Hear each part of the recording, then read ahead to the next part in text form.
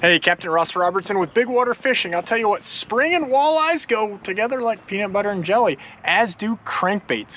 And I'm going to show you 3 different styles of crankbaits that you need to consider as you fish this spring for walleyes.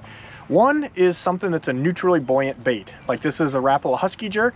The key with this deal is it perfectly suspends. So totally on slack line, this thing will not move. It'll sit there motionless. That's a big deal. So when you're trolling really slow, let's say 0.8, 1 miles an hour, that bait is going to stay in the strike zone.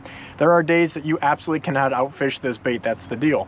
Now, other times you're going to want something a little different. So you've got a bait here, like this is a little tail dancer. You know, you can see how this bill is kind of steeped. So this thing's gonna get pretty deep pretty quick, which is nice because we can get down when those fish are deeper without adding, different weighting systems that can tend to kill a bite when the water's really cold. The other thing that I like is the slight bent bait. And that's really important because water is gonna rush over that and it's gonna give actions at slower speeds. So a lot of baits won't actually have a good wobble at the slower speeds that you need to attain in order to get bit. So something like this that's compact yet gets deep and has that little curve is gonna allow some wobble even when you're barely moving or on slack line. And then the third is a balsa style bait.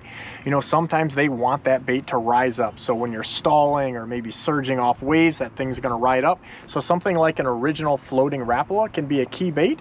But one thing that I would encourage you to definitely try out is the scatter series. These are made in Husky Jerks and a variety of baits. But this scatter lip gives a crazy good action, but yet we still get that kind of original cold water deal that we get with balsa and a stick bait. Stick baits tend to rule when we're talking springtime walleyes. And so there's 3 different types of sticks that you need to consider when you're chasing walleyes this spring.